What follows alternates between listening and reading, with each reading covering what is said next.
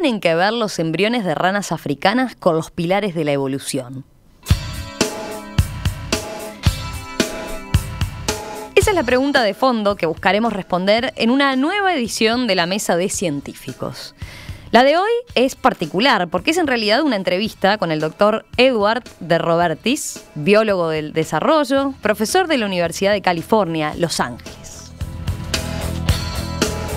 De Robertis se crió y formó en buena medida en Uruguay, pero nació en Estados Unidos. Fue recientemente designado como miembro correspondiente de la Academia Nacional de Ciencias del Uruguay, una de las categorías que corresponde a los investigadores extranjeros. Así que, aprovechando que anda estos días por acá y que es una eminencia en materia científica, bueno, nos pareció una buena excusa para conocer más sobre su trabajo y cómo impacta en la salud y, por ejemplo, en cuestiones como la fecundación in vitro. Nos acompañan además la doctora Nivia Beruá, bióloga celular, y el doctor Héctor Musto, nuestro colaborador habitual de este espacio. Empiezo saludándolos a los de la casa. Héctor, ¿qué tal? Buen día, ¿cómo estás? Buenos días, ¿cómo están todos? Nivia, un gusto tenerte por acá, muchas gracias. Gracias por la invitación. Gracias a ti por aceptar. Y Eddie, como lo llaman, Eddie de Robertis. Un gusto, ¿eh? El placer Gracias es mío. por la visita. No, encantadísimo. Bueno, Héctor, tú me habías avisado que Eddie iba a estar por acá desde hace tiempo. Sí. Y que era realmente relevante poder charlar con él, ¿no? Sí, precisamente digo, en la Academia de Ciencias, luego de un proceso largo, se van planteando posibles candidatos como para que la integren en las distintas categorías. Y bueno, cuando nos enteramos que se había planteado la posibilidad de que Eddie ingresase, bueno, todos sabíamos que iba a ingresar, digo, porque con la categoría de lo que ha sido su trabajo era imposible que no, pero bueno, hubo que cumplir todas unas etapas formales, pero cuando se confirmó, ahí fue que hablé contigo como para decir, bueno, aprovechemos que va a estar, como para poder conversar con él, porque posiblemente es, más allá que formalmente, como ya dijiste, nació en Estados Unidos, vivió muchos años acá, ahora está otra vez en Estados Unidos, pasó por Inglaterra, etcétera. Bueno, de hecho nosotros lo consideramos uruguayo, posiblemente porque nos ponemos la camiseta, le guste o no le guste a Eddie. Seguramente me gusta. Bueno, yo le iba a preguntar eso a él, qué tan uruguayo se sentía, ¿no? Sí. ¿A los 3 años se vino a vivir acá? Sí, a los 3 años, en 1950, mis padres fueron exiliados por Perón al Uruguay. Y estudié a los 24 años, terminé medicina, habiendo hecho todos mis estudios acá, así que me considero uruguayo, pero tengo la nacionalidad americana. Claro. Héctor, ¿ibas a agregar algo más? Sí, no, preguntar cómo se siente un poco eso también, ¿no? Lo de estar en tantas partes del mundo como al mismo tiempo, digo, lo de haber nacido en Estados Unidos, digo, tuviste un periodo, bueno, acá, muy largo en el cual hiciste hasta la carrera de medicina, luego lo que fue tu estadía en Inglaterra, nada menos que con Gurdon, digo que uno fuera serie, digamos, ¿no? Impresionante, y luego radicarte en Estados Unidos. ¿Es fácil estar saltando así, no dificultades? Bueno, es complicado, pero los científicos muchas veces tratan de ir a donde pueden realizar sus labores y sobre todo a ir a aprender. Hay que ir al mejor lugar de donde uno puede aprender el oficio, así que no es tan raro de deambular por el mundo un poquito, pero bueno. ¿Y se echan raíces? Sí, yo ahora ya tengo mis nietos, así que tengo raíces ahí en California. De mi casa me sacarán con los pies para adelante. Yo les propongo quizás empezar con algo bien básico, ¿no? Una definición bien básica. Yo hoy temprano tiraba el tema porque seguramente no es algo con los que muchos oyentes estén familiarizados. La biología del desarrollo. ¿Qué es la biología del desarrollo? Bueno, si Nivia, quiere, dale. Bueno, la pregunta es bien pertinente y me gustaría aclarar, y estoy segura que Eddie y que Héctor están de acuerdo. Eddie y yo somos de la misma generación, solo que él entró a la Facultad de Medicina y yo a la Facultad de Humanidades y Ciencias, entonces al mismo tiempo. En esa época, ¿te acordás, Eddie, que en realidad estudiábamos embriología? Era la descripción del desarrollo embrionario, era muy morfológico en ese momento y eran las herramientas que había. Pero andando el tiempo fueron apareciendo y siguen apareciendo nuevas herramientas, y yo diría que en la segunda mitad del siglo XX empieza primero en forma muy embrionaria, pero luego más avanzado, la biología molecular, la genética molecular, y actualmente ya estamos en la etapa de la genómica, la transcriptómica, todas las ómicas, y ahí se suma la bioinformática. Entonces ahora lo que antes era embriología, ¿verdad? Ahora es biología del desarrollo, porque es una confluencia de disciplinas.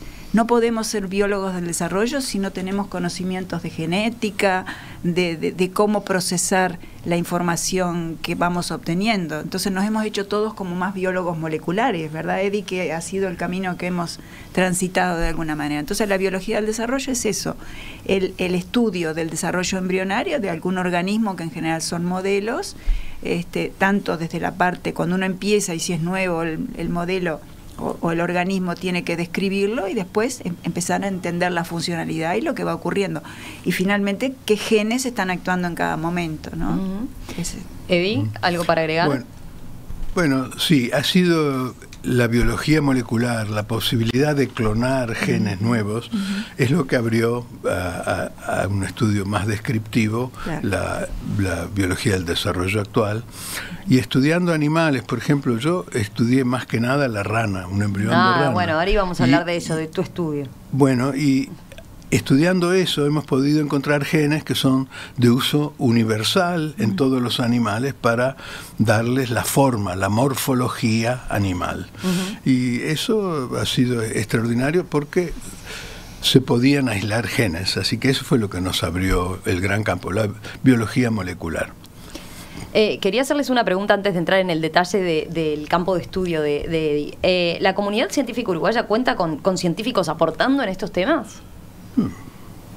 Sí, mucho. Hay bastante investigación en el Instituto Pasteur, en el Instituto de Investigaciones Bioquímicas, y siempre hubo una gran tradición en el Uruguay. Por ejemplo, yo cuando estaba en el liceo trabajé con el famoso Papico Sáez en el Instituto de Clemente Estable, donde se estudiaban cromosomas a un nivel altísimo, así que siempre hubo.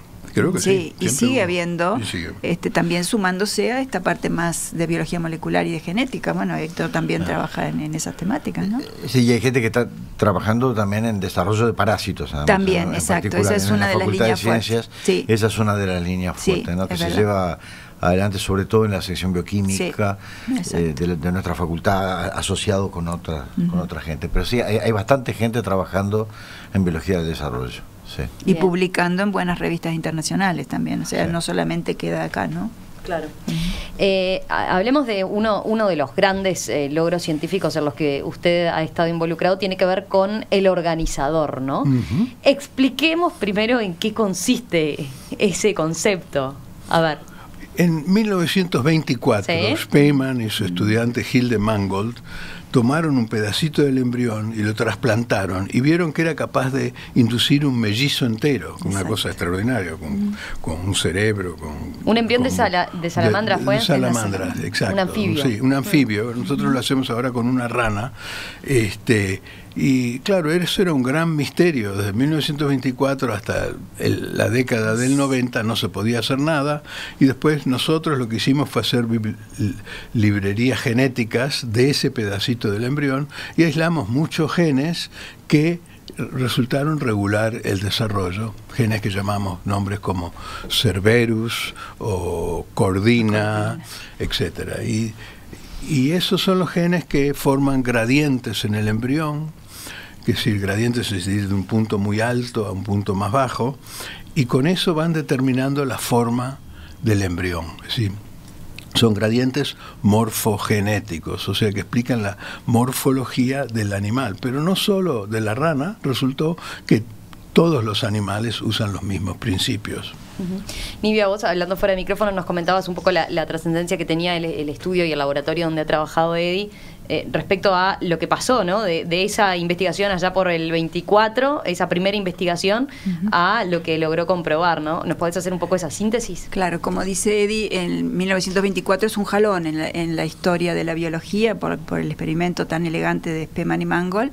Pero también pasaron, yo me animaría a Expliquemos decir... de vuelta cómo fue exactamente el experimento. Lo que hicieron ellos fue tomar 2 especies de salamandras, Triturus Sí. cristatus y teniatus. Uno tenía pigmento y el otro no. Y entonces en la parte dorsal, ¿verdad?, recortan, es decir, muy finamente, bajo una buena lupa, lo que era la zona del labio dorsal. Es difícil explicar el labio dorsal, pero era la zona más de la espalda, vamos a decir, del embrión, de uno de las especies, y lo trasplantan a la zona donde iba a ser el vientre de otro embrión. Uno tenía color, pigmento, el otro no lo tenía. Eso es una ventaja, porque luego tú podés identificar los tejidos que encontraron de quién provenían. Claro. ¿No? Y ahí se describe el fenómeno de inducción, de que un tejido puede obligar, llamémosle así, inducir a otro a transformarse en algo que no estaba marcado que iba a ser eso. Entonces ahí obtienen los embriones gemelos, siameses, que con gran sorpresa Spemann y Mangold los describen. Entonces a esa porción que trasplantaron se le llamó a partir de ese momento el organizador primario. Resultó que después no era el organizador primario, ¿no? Cuando en la década del 70, Newcoop y eso descubren que hay otro organizador anterior a ese, pero bueno, no importa. Hasta la década del 70, 80 no se empieza a vislumbrar qué era lo que pasaba. Yo, que soy docente desde hace muchísimos años en la facultad, cuando daba eso en las clases tenía que decirle a los estudiantes, hay un gran signo de interrogación acá, ¿qué es lo que está pasando? ¿Qué sustancias inducen, hacen que algo que iba a ser piel termina siendo sistema nervioso, por ejemplo? Y había que decirlo porque no se sabía, hasta que empiezan a aparecer las primeras herramientas moleculares que permiten disecar los genes. Entonces, el grupo de Eddy, junto con otros laboratorios, lograron encontrar las herramientas, la caja de herramientas, digamos, ¿no?, que organizaba el embrión. Y ese es el valor importante. Y sobre todo demostrar que en invertebrados, pensemos Drosophila, la mosca de la fruta, o una planaria, etcétera, y vertebrados, tenemos las mismas herramientas. Usamos los mismos genes. Usamos los mismos genes, la misma caja de herramientas, hablando como si fuéramos un plomero que va a arreglar algo, ¿no? La misma caja de herramientas. Eso es impresionante. O sea, todos venimos de un ancestro común, al cual han llamado Urbilateria, ¿no? Un ancestro. Lo que pasa es que se invirtieron los gradientes que hablaba Eddy. En invertebrados tienen en un sentido y en vertebrados en otro. Como te dijo una vez Luis a ti en un congreso, no somos más que una planaria, venimos desde una planaria, ¿no? Sí. O un gusano patas arriba, digamos así. Sí, eso, los invertebrados tienen este gen cordina invertido con respecto a los vertebrados, en los casos nuestros dorsales, el ellos es ventral, y eso me puso en un gran debate que hubo en 1820 en la Academia Francesa. Ahora vamos a ir a la Academia Uruguaya. La Academia Francesa tuvo un gran debate entre un tal Geoffroy Saint-Hilaire y Georges Cuvier, en el que participaron todos los filósofos de Europa. Antes la filosofía y la ciencia no estaban separadas. Y eso sí me volvió muy popular en Francia, ¿no? Porque descubrimos la parte molecular de que molecularmente sí estaban invertidas. Él hablaba de una langosta de mar y el humano. Y sí, los animales, se invirtió ese sistema en la evolución, pero se usó para hacer la morfología de todos los animales bilaterales que nos rodean. Pero, claro, siempre con variaciones. Es la misma maquinaria molecular que a través de la selección natural de la evolución, es decir, sobrevive el que se reproduce más, se va modificando en formas increíbles. Pero todos los animales usan el mismo sistema de genes para formar esa morfología, lo cual determina que en la evolución no podemos formar cualquier animal. Tiene que ser un animal que es compatible con el uso de estos sistemas genéticos ancestrales, antiquísimos, que vienen de un antecesor común, la Urbilateria. ¿Héctor? Sí, yo... Quizá como para aclararle más a los escuchas, digo, creo que explicar un poquito un aspecto que no sé si está quedando muy claro. De lo que estamos hablando es que una vez que se produce la fecundación, nosotros tenemos una célula sola. Sí. Es un ovocito fecundado. Entonces, el gran problema, para entender, es cómo desde esa única célula terminamos siendo una langosta, un ser humano, una mosca o lo que sea. Digo, creo que un poco de lo que estamos hablando en realidad es de eso, como para que se entienda y más o menos entender de qué estamos hablando, ¿no? De cómo se llega desde una entidad sola, única, es una célula sola, hasta un organismo adulto como podemos ser nosotros, o cualquier cosa, una medusa que también tiene sus reglas, etcétera. Y lo maravilloso, lo otro que yo quería plantear ahí es cómo muchas veces, a pesar de la diversidad morfológica que nosotros estamos encontrando, a nivel molecular nos parecemos mucho más de lo que aparentan dos organismos cuando uno los mira. Digamos, ¿no? Porque muchas cosas y que uno ve... tendemos a pensar que somos completamente diferentes. Exacto. Y no están así. No están así. Si vos buscás, por ejemplo, los genes que tienen que ver con el desarrollo de Drosófila y nosotros, bueno, encontrás una cantidad de genes que están en común y que sirven para lo mismo, además. O sea, como que la evolución los inventó una vez sola, fueron exitosos, se fijaron y quedaron a lo largo de la evolución, y fíjate los años, estamos hablando de cientos de millones de años, que separan al ancestro común de la mosca del ancestro común nuestro, ¿no? Entonces, en esos cientos de millones de años, en realidad, no ha cambiado demasiado. Y siempre nos movemos con un número relativamente reducido de genes. Yo me acuerdo del libro que escribió, creo que fue en el padre de él, bueno, y después él también, fue un libro, un clásico mundial, de Roberti Nowicki Sáez, en el cual se hablaba que nosotros teníamos 1 millón de genes. Entonces uno podría entender la gran complejidad, ¿no? Los distintos seres, bueno, están algo como un vertebrado, como un ser humano, si estamos hechos, digamos, armados, codificados por 1 millón de genes. Y yo en mi vida de estudiante a docente actual viví lo que yo le llamo la devaluación del genoma, que pasé de aprender y enseñar y repetir en clase, hay 1 millón de genes, hay 30.000. Lo cual tenía su lógica, digo, pensar por qué había 1 millón de genes. En el momento actual, que decían 100 humanos, habrá 24 o 25.000. Entonces, combinando esos 24 o 25.000 genes, ¿sí? En realidad es que se logra la complejidad esta que estamos hablando y que estaban explicando eso. Yo quería poner este paréntesis como para quizás ubicar un poquito mejor el tema. La estructura de la célula es antiquísima, ¿no? Las células, y en el caso de los animales, lo que diferimos es en cómo son ordenadas las células con respecto a las otras, y eso nos dan la forma del animal. Por ejemplo, no sé, un perro y un caballo tienen la misma forma, pero las células están puestas ubicadas en forma distinta, y por eso estos sistemas de cómo posicionar las células son y cuánto multiplicar las células son muy importantes, y al final estamos viendo que son unos pocos sistemas de señalización relativamente sencillos que se van reutilizando hasta formar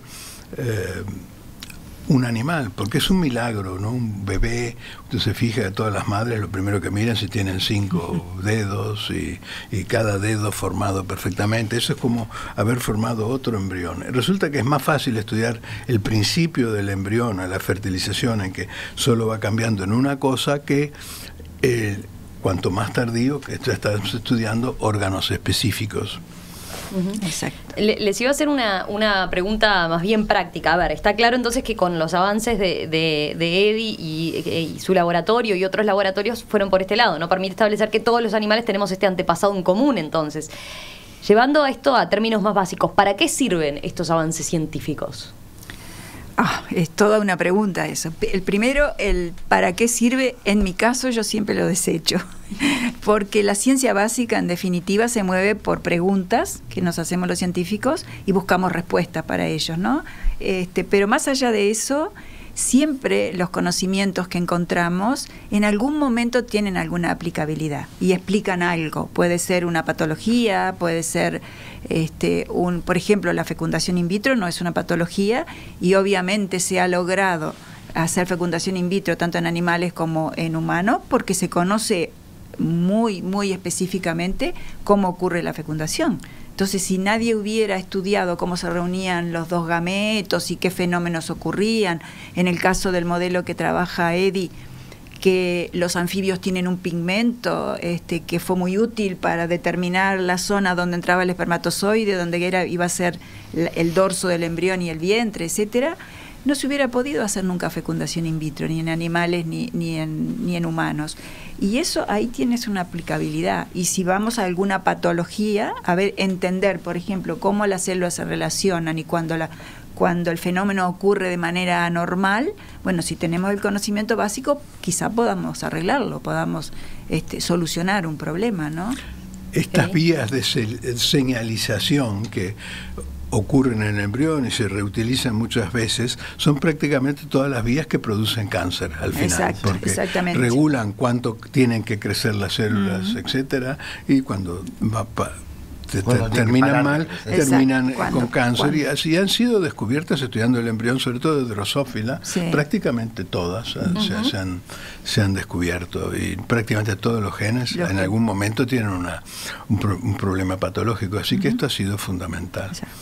La otra cosa que ha sucedido también últimamente es que hay este problema de las células madres que se pueden sacar del embrión de mamífero en general, células madres que se pueden cultivar y se mantienen en un sistema embrionario, pero luego se pueden diferenciar y haciendo distintos tratamientos, y ahora se pueden hacer organoides. Eso es un gran avance. ¿Cómo es eso? A ver. Es un organoide, usted tiene las células y le saca un producto, o le pone un factor de crecimiento, y de repente puede hacer, por ejemplo, un cerebro con las capas que tienen las neuronas, y eso nos permite ahora estudiar el desarrollo humano, porque si bien el cerebro de un ratón y del humano es muy parecido, el humano lleva meses en diferenciarse, entonces están estudiando eso, y uno puede incluso, además, por ejemplo, el cerebro, el ojo, se ha estudiado mucho, la retina, la diferenciación de la retina, y tomando células madres de una enfermedad particular, se puede ver cómo repercute eso en el organoide, luego, y poder, por ejemplo, poner medicinas que puedan mejorar esto o el otro. O sea que se puede hacer pedacitos de cerebro humano en cultivo, que nos permite estudiar el desarrollo humano que antes no podíamos, porque no hay acceso a embriones a distintos estadios. Y eso, junto con una nueva técnica que se llama secuenciación de RNA en células individuales, single cell sequencing, podemos encontrar nuevos tipos celulares que ni nos imaginábamos que existían a través de esta secuenciación. Así que eso está volviendo la ciencia, es como un círculo. Empezó en la histología, estudiando gente que miraba los cortes de tejidos y qué células había. Ha pasado por todo esto de la embriología, de las células madres, y ahora está retornando a identificar tipos celulares que nadie sabía ni que existían, y efectivamente son avances muy grandes que está teniendo la biología, pienso yo. Héctor, ¿vos querías agregar algo? No, una pregunta. Sí. A partir de estudios como los que haces vos y tus colegas, ¿es posible pensar, por ejemplo, en que, por ejemplo, una persona tiene un cáncer de hígado, obtener células madres, sacarle el hígado, ponerle un hígado nuevo? No estoy diciendo que se pueda hacer en 20 días. La perspectiva de que eso pueda llegar a suceder es real. No me meto con cerebro porque ahí las conexiones que hubo y todo eso, bueno, ahí sería como otra cosa quizás mucho más complicada. Pero para otro tipo de pulmón, hígado, estómago, etcétera, ¿es posible pensar que en un periodo razonable de tiempo, 10, 15, 20 años, se logra efectivamente hacer una cura tirando esto y te pongo una parte nueva? Tal vez esa es la idea de que sería posible, pero ha sido muy difícil eso. Así que para estudiar enfermedades in vitro y estudiar qué medicamento le va a venir bien a alguien, cultivar eso es muy útil.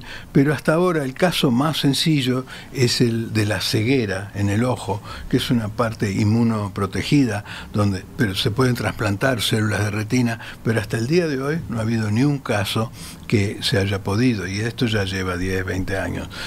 a la larga todo es posible, todo es revolucionario y no podemos predecir lo que va a pasar dentro de 20 años. Seguramente va a ser posible, pero hoy por hoy no tiene una aplicación directa, a pesar de que en Estados Unidos se han invertido millones y millones de dólares, pero hay que tener fe. Todo lo que es posible hacer se hace en la ciencia, es increíble.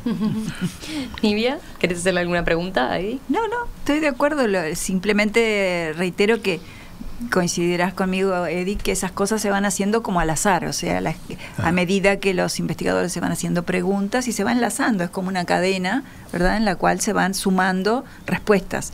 Y de repente uno responde algo con algo que descubrió otra persona hace 20 años atrás. Mirá, esto no lo habíamos mirado y tiene explicación a esta pregunta que me estoy haciendo. No es algo totalmente dirigido, a eso me refería, ¿no?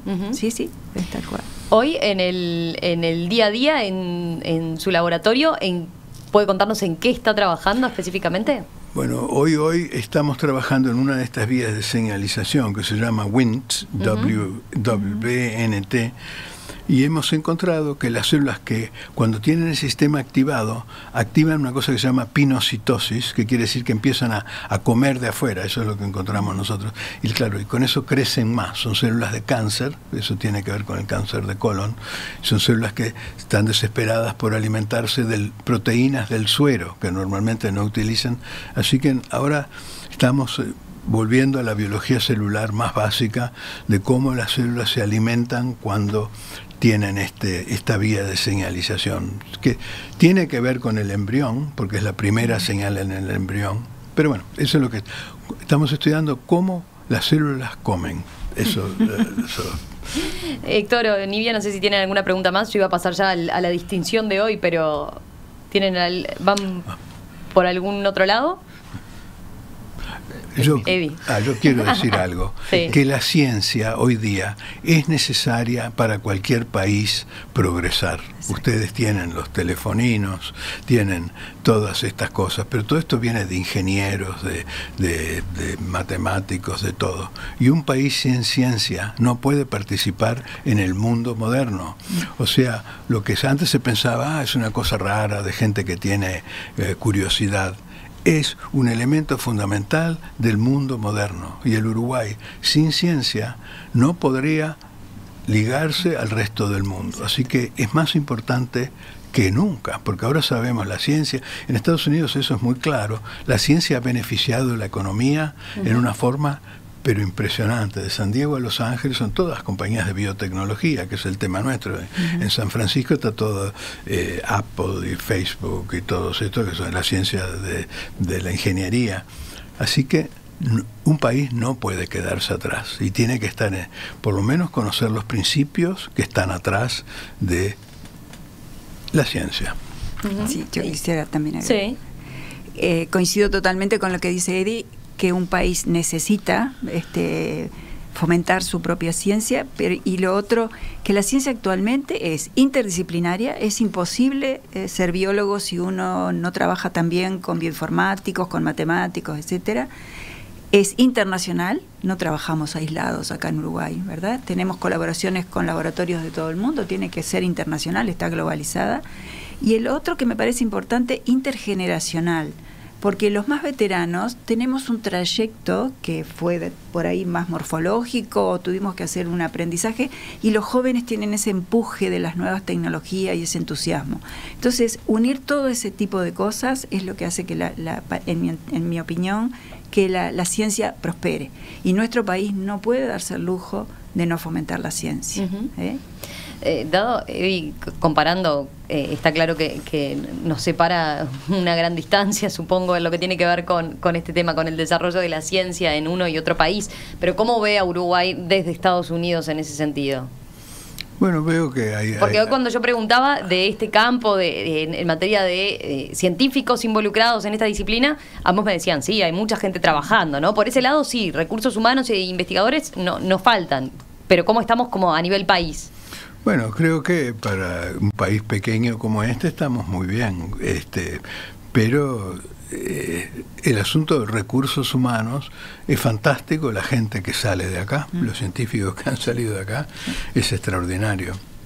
Así que también lo que veo que los jóvenes que están ahora terminando su carrera tienen la oportunidades enormes de conseguir becas de pasantías de 3 meses, de 1 mes, en Europa, en España, en Francia, en Estados Unidos.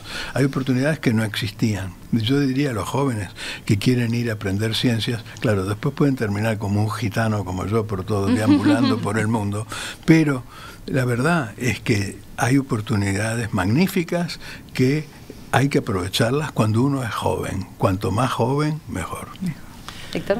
Sí, eso es indudable, ¿verdad? Y es una cosa por la cual el sistema académico uruguayo y la Academia de Ciencias en particular, pero mucho más allá de la academia, estamos peleando, ¿verdad? Por el hecho de no quedarnos rezagados, porque aparte el mundo no espera a que Uruguay avance, el mundo va a seguir avanzando, vayamos nosotros rápido o lento, ¿verdad? Entonces, para eso se hace, sobre todo por la masa crítica baja que tenemos en el negocio, somos 3 millones, no sé, 400.000 personas, el número de científicos creció muchísimo desde el 85 a la fecha, pero de hecho, catalogados en el Sistema Nacional de Investigadores debemos ser, no sé, 2.000, 3.000. No, mucho. somos 2.000 más o menos. 2.000 ahí está, desde 2000. Iniciación hasta el nivel 3, que es el más alto. Ahora, lo que decía Eddie es absolutamente así. Digo, a todos se nos abrió la cabeza cuando salimos al exterior. Por un periodo más largo, menos largo, pero a todos se nos abre la cabeza. Pero lo que hay que pensar es que es mucho más fácil hoy en día, de repente, conseguir una beca para ir al exterior, porque en el laboratorio de él, o otro laboratorio, trabaje uno en lo que trabaje, que después volver. Porque después lo que cuesta es la inserción en un laboratorio en el cual todo lo que uno aprendió, porque uno de repente hizo acá, desde la escuela hasta la universidad, hasta quizás la maestría, el doctorado, y se va a hacer un postdoc de 2 años, 3 años a Alemania o Estados Unidos. De hecho lo formamos nosotros. Ahora después se termina, porque muchos tienen ganas de volver, a pesar de las dificultades que las conocen. Pero al no tener la cantidad de cargos, sea en la universidad, en el Clemente Estal, en el Pasteur, en todo el sistema académico uruguayo, se quedan afuera. Y podrían, de repente vienen, te dicen, mira, si sale un cargo por algún lado, yo voy. Pero, claro, tenemos que estar peleando por formar gente, formarla cada vez mejor, para que vayan al exterior. Hoy viajar es fácil, no es como hace 40 años, hoy en día es muy fácil, pero el tema también que tenemos que darle laboratorios dignos y un salario, un cargo, un salario, como para que sea atractivo trabajar en el país, ¿no? Eddie, hoy es la distinción y el ingreso formal a la Academia Uruguaya de Ciencias. ¿Qué significa para usted?